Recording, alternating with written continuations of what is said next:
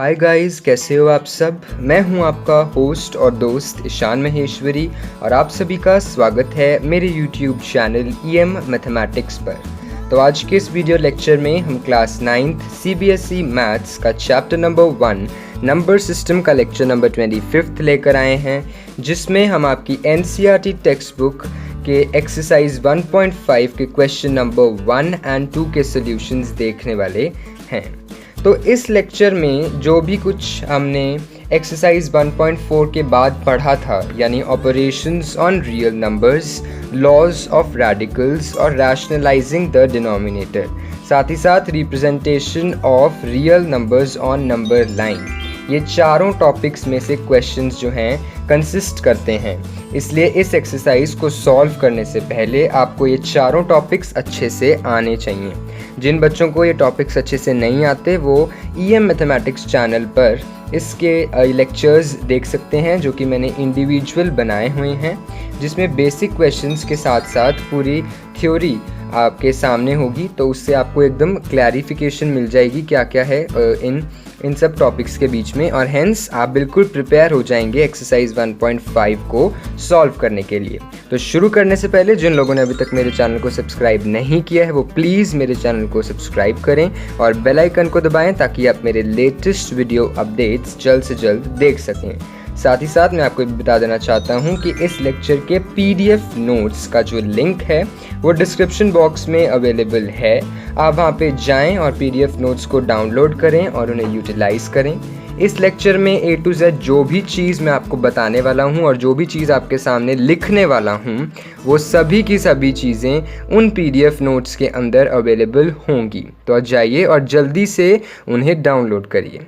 अब at present कई बच्चों के पास मैथ्स की NCERT टेक्स्ट बुक जो है वो अवेलेबल नहीं है, तो वो मैथ्स की NCERT टेक्स्ट बुक को भी PDF फॉर्म में डाउनलोड कर सकते हैं। उसका भी लिंक डिस्क्रिप्शन में गिवन है, आप वहाँ से जाएं और मैथ्स की PDF फॉर्म ऑफ NCERT को डाउनलोड करें। तो जिनके पास NCERT है और जिनके पास PDF NCERT है मैथ्स की, तो वो दोनों अपनी अपनी NCERTs खोल लें। On exercise 1.5 will be beginning with question number 1। आपको आपके पास एक नोटबुक और पेन रखना चाहिए और नोटबुक के ऊपर आप हेडिंग डाल लें number system 25 exercise 1.5। so we'll be proceeding with first question, और क्वेश्चन आपको आपकी बुक में से पढ़ना होगा। It must be a realistic approach, जैसे आप खुद एक टीचर के सामने बैठे हैं और आप लाइव जो हैं एकदम क्लास अटेंड कर रहे हैं, ऐसी सी अप्रोच आपको एक्सेप्ट करनी है। सो एक्सरसाइज 1.5 का क्वेश्चन नंबर 1 है that you are suppose to classify the following numbers as rational और इरैशनल। तो आपको क्लासीफाई करने हैं नंबर्स को रैशनल और इरैशनल।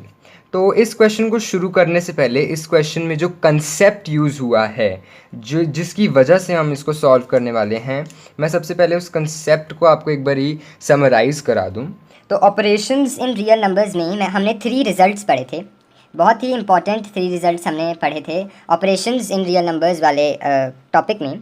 उसमें से फर्स्ट रिज़ल्ट था कि जब भी हम एक रैशनल नंबर का और एक इरैशनल नंबर का सम या डिफरेंस लेते हैं, आई रिपीट, जब भी हम एक रैशनल नंबर और एक इरैशनल नंबर का सम या डिफरेंस लेते हैं तो आंसर हमेशा हमारा इरैशनल आता है। तो ये था हमारा फर्स्ट रिज़ल्ट जो काम डेफिनेटली आएगा इस क्वेश्चन में। सेकंड हमने पढ़ा था कि जब हम एक नॉन ज़ीरो रैशनल नंबर को मैं ऐसे रैट से लिख रहा हूँ, ऐड या मल्टीप्लाई या डिवाइड करते हैं इरैशनल नंबर से, या कुछ भी हो, इन दोनों का प्रोडक्ट या कोशेंट लेते हैं, तो भी हमारा आंसर हमेशा इरैशनल आता है। तो ये वाला रिज़ल्ट भी डेफिनेटली यूज़ होने वाला है। थर्ड वाला था हमारा कि जब भी हम 2 इरैशनल नंबर को ऐड करते हैं, मल्टीप्लाई करते हैं, डिवाइड करते हैं या सब्ट्रैक्ट करते हैं 2 इरैशनल नंबर को, तो आंसर हमारा कुछ भी आ सकता है, या तो वो रैशनल आ सकता है या वो इरैशनल आ सकता है। तो ये 3 रिजल्ट्स जो हैं बहुत ही काम के हैं, और इनमें से डेफिनेटली कोई 2 तो ज़रूर इस क्वेश्चन में काम आने वाले हैं, आइडेंटिफाई करने में कि हमारे पास एक नंबर जो है वो इरैशनल नंबर है या रैशनल नंबर। तो फर्स्ट क्वेश्चन का फर्स्ट पार्ट है 2 माइनस अंडर रूट 5। अभी अभी हमने ऊपर रिजल्ट लिखा कि जब हम किसी रैशनल नंबर का इरैशनल के साथ डिफरेंस लेते हैं तो आंसर हमेशा कैसा आता है, इरैशनल। तो मतलब ये नंबर कैसा होगा, इरैशनल, क्योंकि जो भी इसको सॉल्व करके आएगा वो कैसा आने वाला है, इरैशनल। इसलिए ये नंबर कैसा है, इरैशनल। आप देख सकते हैं 2 में से अगर हम कोई non terminating non repeating decimal expansion वाला नंबर सब्ट्रैक्ट करेंगे तो आंसर ऑब्वियस सी बात है non terminating non repeating decimal वाला एक्सपेंशन वाला ही आएगा। तो ऑब्वियसली वो होगा एक इरैशनल नंबर। अब आप इसको लिखोगे कैसे अगर आपसे रीज़न पूछ लिया। इस केस में आपसे रीज़न नहीं पूछा, इसमें सिर्फ ये पूछा है कि आपने बताना है इरैशनल कौन सा है, रैशनल कौन सा है। बट अगर इसमें से आपसे रीज़न पूछ लिया कि वाई, एक्सप्लेन वाई, तो आप लिखोगे कि डिफरेंस, आप लिखोगे difference of a rational number, difference of a rational number and an irrational number is always irrational. तो रैशनल नंबर का और इरैशनल नंबर का डिफरेंस इज़ ऑलवेज इरैशनल। तो आंसर हमारे पास हमेशा कैसा आएगा, इरैशनल। तो ये ऊपर वाला जो है वो 2 माइनस अंडर रूट 5 वो कैसा है, irrational. Now let us come to the second part of the same question, that is 3 plus under root 23 minus under root 23। अब हर क्वेश्चन जो है वो देख के हम पता नहीं लगा सकते इरैशनल है या रैशनल। आपको 9th क्लास में क्वेश्चंस को सॉल्व भी करना पड़ेगा ताकि आप पता लगा सको कि वो इरैशनल है या रैशनल। तो हम इसे सॉल्व करते हैं। 3 plus under root 23 minus 23 under root 23। तो ये अंडर रूट 23 अंडर रूट 23 एक दूसरे से कैंसिल हो रहे हैं क्योंकि ये प्लस में है, ये माइनस में है। तो आंसर हमारे पास क्या आ रहा है, 3। और 3 कैसा होता है, रैशनल। तो जो सेकंड वाला नंबर है वो है हमारे पास rational. Now we come to the third part and the third part of your question is 2 under root 7 upon 7 under root 7। तो आपको दिख रहा है हम इसे कैसे लिख सकते हैं, 2 into under root 7 upon 7 into under root 7। ये अंडर रूट 7 ऊपर नीचे से कैंसिल, आंसर आया 2 upon 7। So a number which can be represented in the form p by q where p and q are integers is a rational number। Rational number ही एक ऐसा नंबर है जिसे फ्रैक्शन में, कॉमन फ्रैक्शन में, vulgar fraction form में लिखा जा सकता है। इरैशनल नंबर को हम कॉमन फ्रैक्शन, वल्गर फ्रैक्शन ऐसे किसी भी फॉर्म में नहीं लिख सकते। सो 2 upon 7 is a rational number and third case is hence again we get a rational number. Now fourth we have 1 upon under root 2। तो ये है इरैशनल क्योंकि अभी अभी ऊपर हमने क्या पढ़ा था, एक रिजल्ट। वो रिजल्ट क्या था कि quotient of a non zero rational number, non zero rational number and irrational number, and an irrational number is always irrational. An irrational number is always irrational, is always irrational. So hence हमने बता दिया irrational है और साथ ही साथ हमने reason भी दे दिया कि जब भी हम एक रैशनल नंबर और इरैशनल नंबर का प्रोडक्ट लेते हैं या कोशेंट लेते हैं, इस केस में हमने quotient in the sense divide करते हैं एक दूसरे को, तो हमारे पास एक इरैशनल नंबर आता है। ध्यान रहे कि रैशनल नंबर एक नॉन ज़ीरो रैशनल नंबर होना चाहिए। अगर ये वर्ड आप मिस कर जाते हैं, स्किप कर जाते हैं तो 100% आपके मार्क्स कटेंगे क्योंकि रैशनल नंबर यहाँ पे सिर्फ और सिर्फ नॉन ज़ीरो होना चाहिए। कोई भी ज़ीरो रैशनल नंबर जो है करोगे तो कभी कभी आंसर नॉट डिफाइंड भी आ जाएगा। फॉर एग्जांपल मैं अभी ये बात शुरू किया तो आपको समझा ही देता हूँ। फॉर एग्जांपल मैं रूट 2 अपॉन 0 कर दूँ, है तो क्वेश्चन एक रैशनल नंबर और एक रैशनल नंबर और एक इरैशनल नंबर का, बट ये नंबर जो है वो अनडिफाइंड है, इसलिए हम हमेशा लिखते हैं नॉन ज़ीरो। इसलिए हम लिखते हैं कि ज़ीरो ना हो, नॉन ज़ीरो मतलब ज़ीरो ना हो, क्योंकि ज़ीरो होता है तो ऐसी प्रॉब्लम आ सकती है, इसलिए नॉन ज़ीरो की बहुत ज़्यादा इंपॉर्टेंस है। Now the fifth question, the last question is 2 पाई। अब इसमें भी सेम इरैशनल, रीज़न यही ऊपर वाला कि प्रोडक्ट, क्या रीज़न दोगे, product of a non zero rational number, product of a non zero rational number with with an irrational number is always irrational.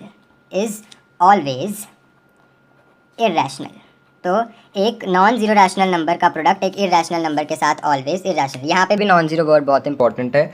For example अगर मैं ज़ीरो का प्रोडक्ट ले लूँ पाई के साथ तो आंसर आएगा ज़ीरो, विच इज़ रैशनल। तो ये तो रिज़ल्ट फॉल्स प्रूव हो जाएगा, इसलिए हम हमेशा लिखते हैं नॉन ज़ीरो कि ज़ीरो लेना ही नहीं, क्योंकि ज़ीरो तो हमारे रिज़ल्ट को रॉन्ग प्रूव कर रहा है।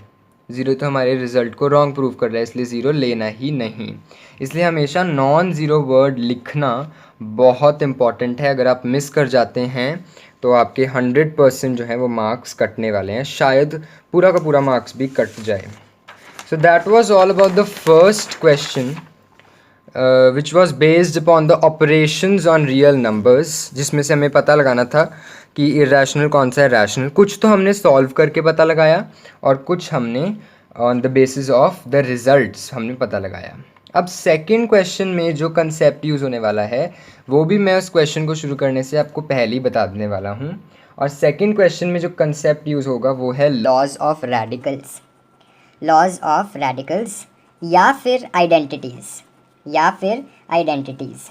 अब आपकी मर्ज़ी है कि सेकंड क्वेश्चन आपको लॉज ऑफ रेडिकल्स से सॉल्व करना है या आपको आइडेंटिटीज़ से सॉल्व करना है। It's absolutely your choice that you are suppose to solve the second question from the laws of radicals या फिर द आइडेंटिटीज़। तो लॉज ऑफ रेडिकल्स हमने पढ़े थे, क्या थे वो मैं आपको एक बार रिवाइज़ करा दूँ।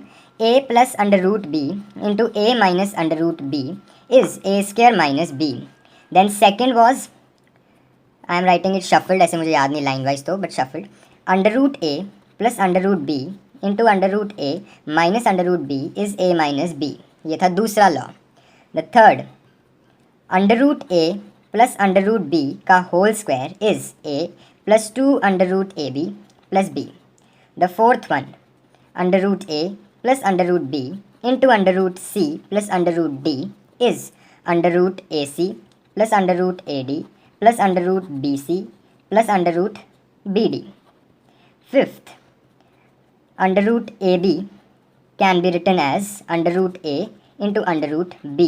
ये तो सबको याद होना चाहिए, चाहे और कोई लॉ याद ना हो, ये याद होना चाहिए। Sixth, under root A upon under root B is under root A B, ये भी सबको याद होना चाहिए। Seventh and the last, under root A minus under root B का whole square is A minus two under root A B plus B. तो जिनको तो लॉज ऑफ रेडिकल्स आते हैं उन्हें ये सारे लॉज आते ही होंगे, तो वो इन सब लॉज की मदद से सेकंड क्वेश्चन को सॉल्व कर देता है। बट जिन्हें ये नहीं आते तो वो आइडेंटिटीज़ का इस्तेमाल करें। आइडेंटिटीज़ कौन सी पढ़ी हुई हैं हमने, बस वही आइडेंटिटीज़ इस्तेमाल होंगी।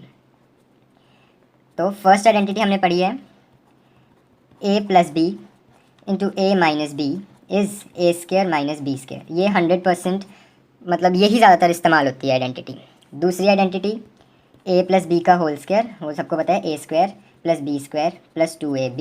तीसरी आइडेंटिटी ए माइनस बी का whole square, A square minus B square sorry plus B square minus 2ab। अब आपको पता लग गया कि जिसको लॉज ऑफ रेडिकल्स आते हैं वो इस तरीके से सॉल्व करे, जिसको आइडेंटिटीज़ आती हैं वो इस तरीके से इसको यूज़ करके सॉल्व करे। बट कुछ क्वेश्चंस ऐसे हैं जहाँ पे laws of radicals directly implement नहीं होते, डायरेक्टली एप्लीकेबल नहीं होते, तो वहाँ पे सभी बच्चों को आइडेंटिटीज़ वाले तरीके से सॉल्व करना होगा। कोई भी लॉ ऑफ रेडिकल अपना दिमाग लगा के नहीं उसमें सॉल्व करना होगा। जहाँ पे डायरेक्टली कोई लॉ एप्लीकेबल ना हो वहाँ सभी को आइडेंटिटीज़ यूज़ करनी होंगी, कोई भी अपनी मर्ज़ी का लॉ ऑफ रेडिकल नहीं इस्तेमाल करना होगा। So let's proceed with the first question, that is 3 plus under root 3 into 2 plus under root 2। अब हाँ जी, यही पहला क्वेश्चन आ गया जहाँ पे कोई law of radical directly implement हो ही नहीं रहा। ये वाला हो रहा है? नहीं हो रहा, क्योंकि अगर यहाँ पे 3 प्लस अंडर रूट 3 तो यहाँ पे 3 माइनस अंडर रूट 3 होना चाहिए था। सिमिलरली सेकंड वाला नहीं हो रहा, थर्ड, फोर्थ, फिफ्थ, सिक्स्थ कोई भी नहीं हो रहा, तो इसे हम आइडेंटिटीज़ से ही सॉल्व करेंगे। और हैंस इसमें आइडेंटिटी भी नहीं लग रही है, कोई दिख रहा है आपको? तो इसमें ना ही तो लॉज ऑफ रेडिकल लग रहे, लॉज ऑफ रेडिकल कोई लग रहा नहीं लग रहा। अब आइडेंटिटी देख लो कौन सी लग रही है, आइडेंटिटी कोई भी नहीं लग रही।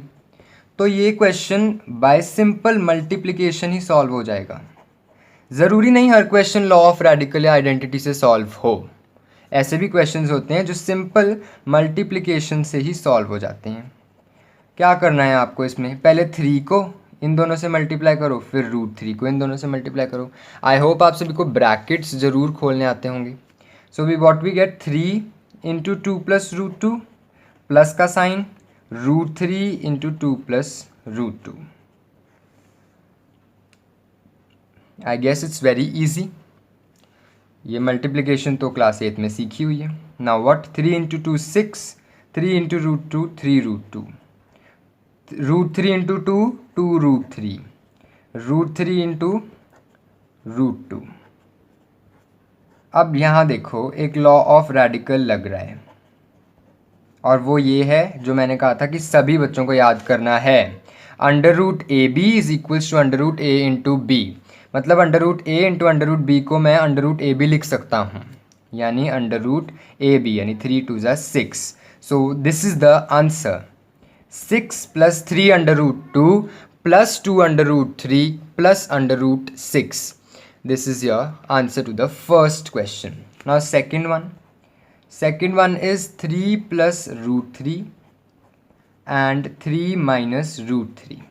अब ये दो तरीक़ों से हो सकता है। पहला तरीका जिन्हें लॉज ऑफ रेडिकल्स आते हैं, तो ये लॉज ऑफ रेडिकल के तरीके से हो सकता है। दूसरा जिन्हें आइडेंटिटीज़ आती हैं। तो लॉज ऑफ रेडिकल वाले तरीके से देखिए तो कौन सा लॉ लग रहा है, a प्लस √b, यही ऊपर लिखा मैंने एकदम फर्स्ट वाला, a plus √b into a minus √b is a² minus b। So this implies a क्या है यहाँ पे 3 का स्क्वायर, b क्या है रूट के अंदर, रूट के अंदर 3, यानी ये 3 3 ज़ा 9 minus 3 we get 6 as our answer. This is so easy. Identity भी लग रही है यहाँ पे, कौन सी, a plus B a minus B, a plus B a minus B is equals to a² minus b²। तो आप यहाँ पे लिखोगे कि बाय यूजिंग वर्ड लिखोगे, बाय यूजिंग, जो आइडेंटिटी यूज़ करे वो लिखेगा बाय यूजिंग दिस, जो लॉ ऑफ रेडिकल यूज़ करे वो लिखेगा बाय यूजिंग दिस। तो नेक्स्ट स्टेप क्या होगा, a² a यानी 3 का स्क्वायर माइनस b है पूरा √3 का whole square, 3 square 9, √3² 3, 9 minus 3 6 as your answer. So this was again an easy question. किसी भी तरीके से हो जाएगा। लॉ ऑफ रेडिकल भूल गए, आइडेंटिटी से हो जाएगा, आइडेंटिटी भूल गए, लॉ ऑफ रेडिकल से हो जाएगा। तो दोनों में से कोई भी ट्रिक जो है आप आजमा सकते हो, दोनों में से किसी भी तरीके से हो सकता है। Now we come to the third question, and the third question is to simplify. What are we supposed to simplify? √5 plus √2 का होल स्क्वायर। अब ये भी दो तरीके से सॉल्व होगा, एक तो लॉज ऑफ रेडिकल्स वाले तरीके से सॉल्व होगा और दूसरा आइडेंटिटीज़ वाले तरीके से सॉल्व होगा। तो दोनों टाइप की आइडेंटिटीज़ मतलब दोनों तरीके से हो सकता है। तो आप सेम लिखोगे बाय यूजिंग। अब जो लोग लॉ ऑफ रेडिकल यूज़ कर रहे हैं वो कौन सा लॉ यूज़ करेंगे, √a प्लस √b का whole square is equals to a plus 2 √ab plus b। ये देखो ये वाला लिखा हमने थर्ड, तो ये वाला लॉ ऑफ यूज़ करेंगे। आइडेंटिटी वाले का कौन सी आइडेंटिटी यूज़ करेंगे, a प्लस b का whole square, a² plus b² plus 2ab।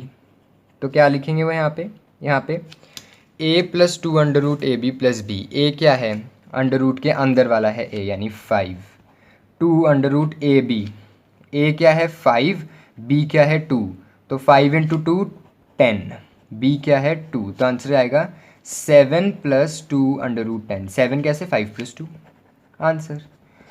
जिन्हें आइडेंटिटी लगानी है a², अब यहाँ पे a क्या है ये पूरा, तो यानी √5 का स्क्वायर, b² यानी √2 का स्क्वायर प्लस 2ab,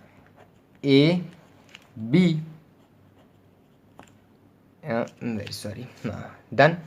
सो √5 का स्क्वायर 5, √2 का स्क्वायर 2, √5 इंटू √2 इज √10, ये वाला √5 into √2 is √5 into 2 10।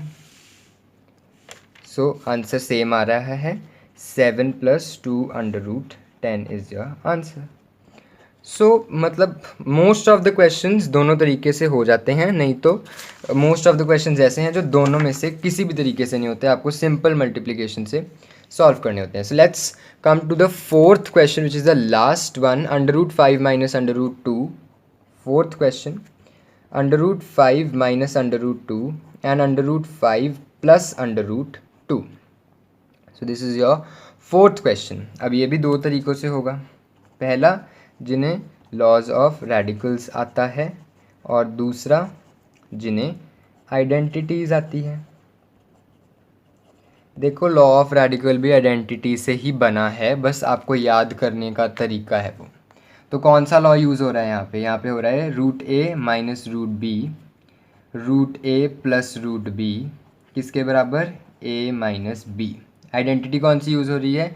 a - b, a + b is equal to a² - b²। यहाँ पे लिखोगे बाय यूजिंग, जो आइडेंटिटी यूज़ कर रहे हैं वो बाय यूजिंग दिस, जो लॉ ऑफ रेडिकल यूज़ कर रहे हैं वो बाय यूजिंग दिस। अब इसे कैसे सॉल्व करोगे आगे? a - b, तो a क्या है? अंडर रूट के अंदर यानी 5, माइनस b क्या है? अंडर रूट के अंदर 2। Simple, 3 is the answer. Identity a² - b², a क्या है? पूरा यानी a² माइनस b क्या है? पूरा √2², √5² 5, √2² 2, 3 is the answer. So this was all about question number 1 and question number 2, and which we have already killed easily these both questions. अब next lecture में हम question number 3 लेके आएंगे, जो कि एक बेहद एक टाइप का informative lecture होगा, क्योंकि थर्ड question is senseless। कभी भी एग्ज़ाम में question वो ज़्यादातर पूछा नहीं जाता, कभी भी कह लो, ज़्यादातर क्या, कभी भी वो पूछा ही नहीं जाता है क्वेश्चन। और वो क्वेश्चन है कि पाई इरेशनल क्यों है, तो उसके बारे में हम डीप में बात करेंगे नेक्स्ट लेक्चर में। आज के लेक्चर में बस इतना ही। तो पढ़ाई करते रहें, और अगर आपने मेरे चैनल को अभी तक सब्सक्राइब नहीं किया है तो प्लीज़ मेरे चैनल को सब्सक्राइब करें और बेल आइकन को दबाएं, ताकि आप मेरे लेटेस्ट वीडियो अपडेट्स जल्द से जल्द देख सकें। जिन लोगों को ये वीडियो पसंद आई, जिन बच्चों को ये वीडियो पसंद आई, वो इस वीडियो को लाइक करें, शेयर करें अपने फ्रेंड्स, फेलोमेट्स, क्लासमेट्स के बीच में। और अगर कोई डाउट है इस वीडियो के रिगार्डिंग तो इसे कमेंट सेक्शन में ज़रूर पूछें, मैं आपके उस डाउट का सल्यूशन ज़रूर आपको देने वाला हूँ उस कमेंट सेक्शन में। एक बार फिर से याद दिला दूं तो इस लेक्चर के PDF नोट्स का जो लिंक है वो डिस्क्रिप्शन में अवेलेबल है। आप वहां पे जाके ये PDF नोट्स डाउनलोड कर सकते हैं और उन्हें यूटिलाइज़ कर सकते हैं।